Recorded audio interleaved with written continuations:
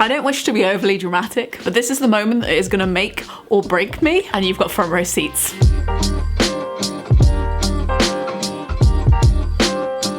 So you know when you have those ideas that are kind of like, wouldn't it be funny if somebody did that? And you're like, if I was gonna do that, this is how I'd do it. And then you're like, what if somebody's already done it? What if somebody does it before me? And you're trying to get on with your work and you're trying to live your life and you're trying to go in the right direction, but this idea won't just leave you alone.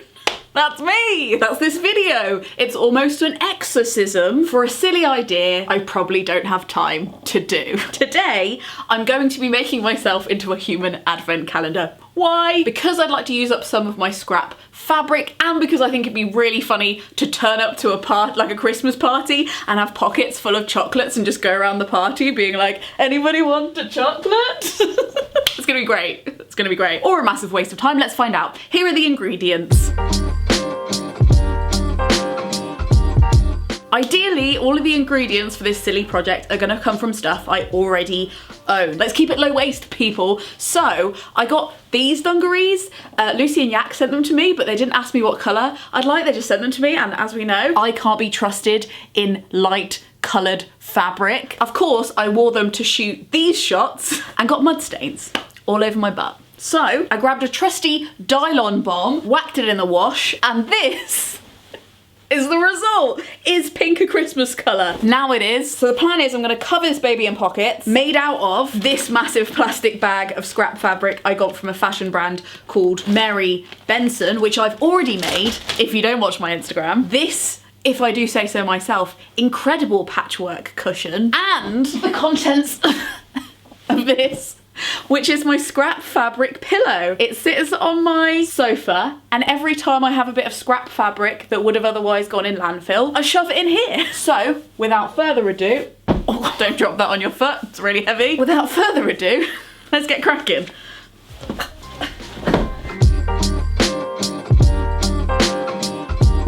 Now, I was just gonna crack on and start cutting fabric, but I've come a long way from my lockdown sewing days, okay? I've learned, so I'm gonna make some stencils first. I'm gonna use this magazine to cut out lots of squares in the shapes of the pockets that I would like using these scissors, and I'm gonna sort out the placement of where I want them before we cut. Why do I own this magazine? I don't wanna talk about it.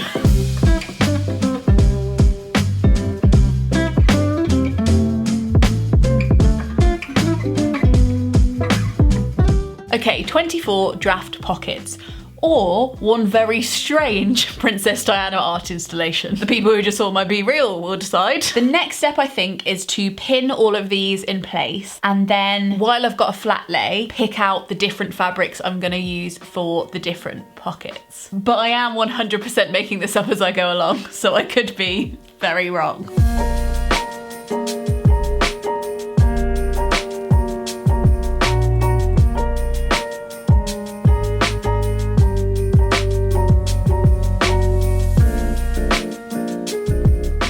Okay, this is the colour palette I've come up with. This is the base, this is the dungarees, and I wanted the mix to be eclectic, but I didn't want it to be too jarring, like I'd literally just picked random scraps. So I've kept within the like warm, cool palette, so like pinks, purples, not too much of this green, because I think it's like a bit much, but maybe like hints of green. Some tartan for some Christmas vibes. Obviously the signature leopard print. These are the cuffs of the dungarees that I shortened because they were too long for me. And I wanted to play a bit with texture. So we've got some corduroy, we've got some more silky, fancy fabric, we've got woven, more corduroy, and this shiny stuff. I don't know what this is, but it's shiny and I like it. So there is some method to the madness, even if it looks like madness when it's on the dungarees. But now I'm gonna chop these up into the sizes of the pockets and see vaguely what they look like.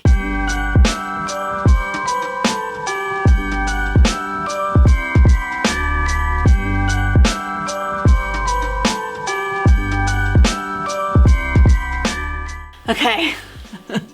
It's 3:30. I don't know how it took me that long. I just really wanted to get it right. And then I went through every single pocket and I found a little bit of lining for each of the patches. Pockets, sorry. I wish I was doing patches. That would have been much more of an easy project. Damn it. So I went through my fabric stash and I found lining for each of the pockets and made them in the same size. I even found some scrap fabric from this. Do you remember this? So that's gonna line some of the pockets. That should really be fun. The next stage is to get on my cutting board and my new best friend, my rotary cutter. It's actually sharper than it looks, I'm kind of terrified. Square out all the edges and then sew down 3 sides, ready for them to be turned inside out like a pillowcase.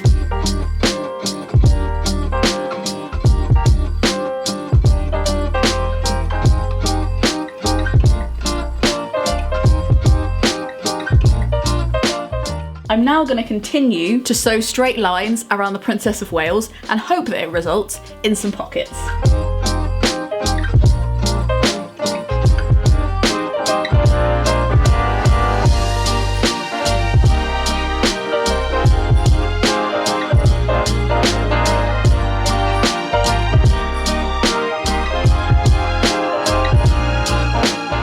Right, where is my sewing trophy? Because it's day 2 and I got up at 7:30 this morning to iron these little squares of gold. I had the idea for this project, but I didn't actually really know how to make a pocket, and I actually think in my head I thought it was harder than it was. But essentially what I'm doing and what all of the advice seems to be is just 2 bits of fabric sandwiched right sides together, right sides being the sides that you'd eventually want on the outside, on the inside, sandwich them together, sew around 3 of the 4 square edges, turn it inside out, iron it, tuck the other bit in. I'm gonna sew along here and then I'm just literally gonna have a very sexy rectangle that I'm then gonna sew to my garment on 3 sides. Like that's it, that's literally it. That bit's the easy bit. The next bit, I'm gonna have to ask your forgiveness for. Look, you trust me, right? This is gonna look wrong, but I promise you, there's a plan.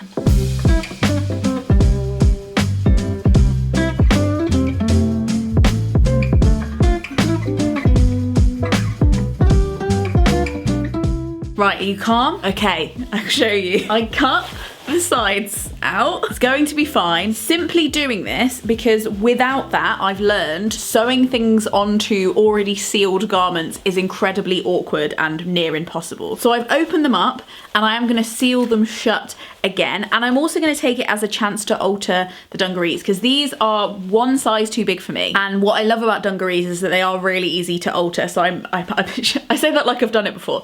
I reckon they're really easy to alter. So I'm gonna take like 1 inch off the sides when I reseal them. And it's gonna be great. We're never gonna know. Trust me, trust me. Now, we have another issue over here. The next issue is I've completed all the edge pieces on this jigsaw. My brother came over yesterday and we started doing this amazing library jigsaw. Big Potato Games sent it to me and it's essentially like a Where's Wally library where you do the jigsaw, but there's also loads of literary puns in the jigsaw so you can then like fill out the quiz when you spot a book pun. What is not to absolutely love? Look, Catcher in the Rye, Black Beauty, The Tiger Who Came for Tea, I Capture the Castle, so good. So I'm gonna break my own heart and put some of this back in the box because we need this table to do the sewing, and without the sewing there's no human advent calendar, and without a human advent calendar there is no Happy Lena. The stakes are high.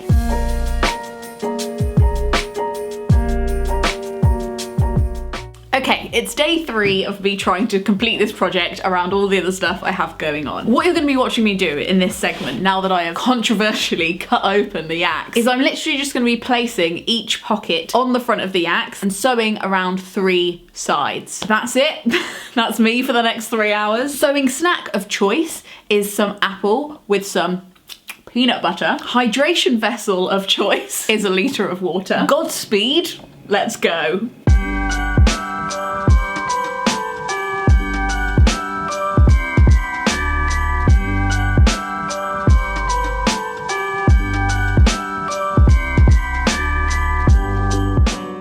Right, this is the part I have been dreading for what should be obvious reasons. All I have is a little pot of safety pins and my wits, which, if I'm honest, are dwindling. It's like putting on a nappy. I'm starting to fear that an error has been made. The temptation to just get loads of popper studs and make these into like 90s Kappa joggers is very strong right now. But no, we must keep sewing. So the purposes of me trying this on is just to estimate how much I would like to take in these dungarees. And it's looking to me like it should be no more than an inch. Yeah, at best. Just gonna put some more safety pins here. Now I'm pinning at this part of my body, and I'm not gonna bother pinning the whole way down because this is the widest part of my body. And if I can lose an inch off each side and still take them over the largest part of my body, then it should be fine. I'm saying it with such confidence. I have literally no idea. Did I Google how to do this? No. Have I ever done it before? No. Am I yet arrogant in my inherent entitlement to victory? Absolutely. I mean, it's working for the UK government. Oh, break a safety pin. Lads, hold it together. Okay, the safety pins are failing me. Maybe that, oh, it's all coming apart. Should I probably spend longer on this? Yeah. Do I feel like it? No. So I'm gonna say, to be on the safe side, half an inch, because it's okay if they're too big, but it's not okay if they're too small. So I'm gonna lose half an inch on each side. Please pray for me. I just proper broke a needle. First centimetre, absolutely twatted. Look at this needle. Someone call her a taxi, she's gotta go home. Oh no. The next question I know you're keenly asking is, do I have another one? To which I reply, I don't frickin' know. Come on. It's my last needle. You're the last one standing, mate. If you let me down, we're all a goner. Okay, let's be very gentle with this nice little needle, shall we?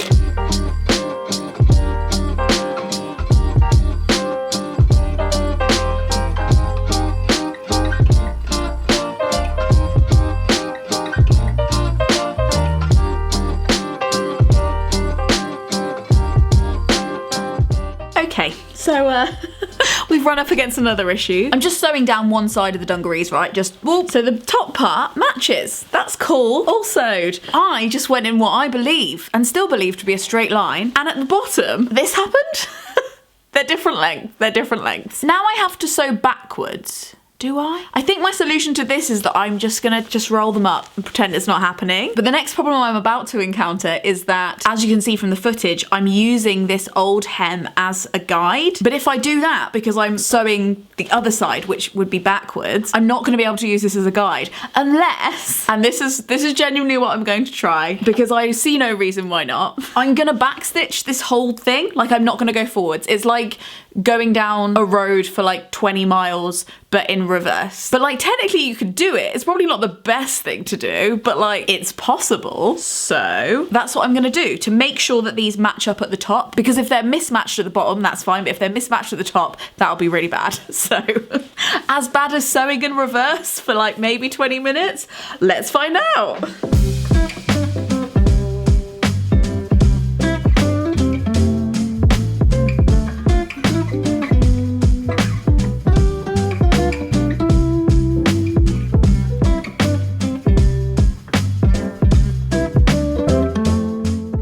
You might be thinking, Lena, aren't you gonna try those on to make sure they fit?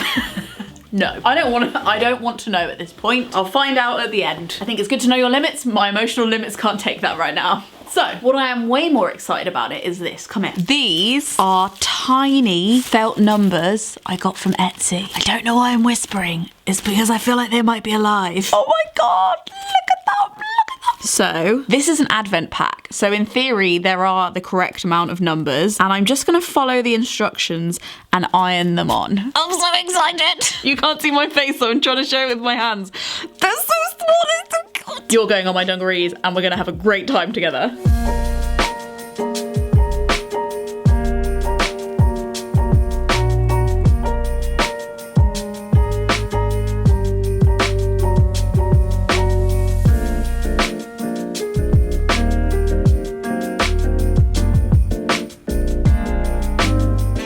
It's important that you remain calm, as I am, but I've just realised I've got 5 pockets left and only 4 numbers. Something's gone wrong, but what is it? I've counted all the pockets. I have 24 pockets. That's correct. So it must be the numbers. Get it together, Lena. I'm gonna count all the numbers.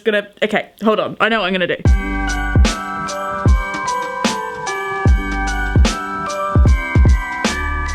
I know what's wrong. The 5 is missing. That has been established. The 5 is missing. But what we don't need to worry about is the fact that, controversially, apparently, I believe that Advent calendar should only go up to Christmas Eve. The gift on Christmas Day is having Christmas Day, and that's when all the chocolate arrives. So I have only ever had Advent calendars that go up to 24. I'm sure this is just a thing I've made up.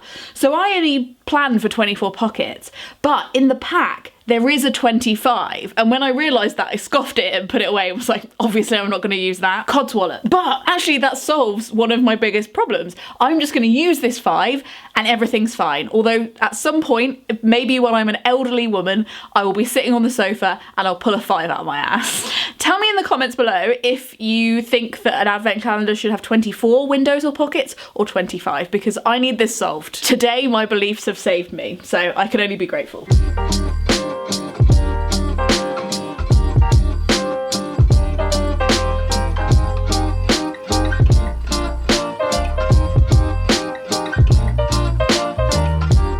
Okay, I don't wish to be overly dramatic, but this is the moment that is gonna make or break me, and you've got front row seats. Okay, this moment has been weeks in the making. Oh, yes! Just about. Oh, they fit much better than they did before.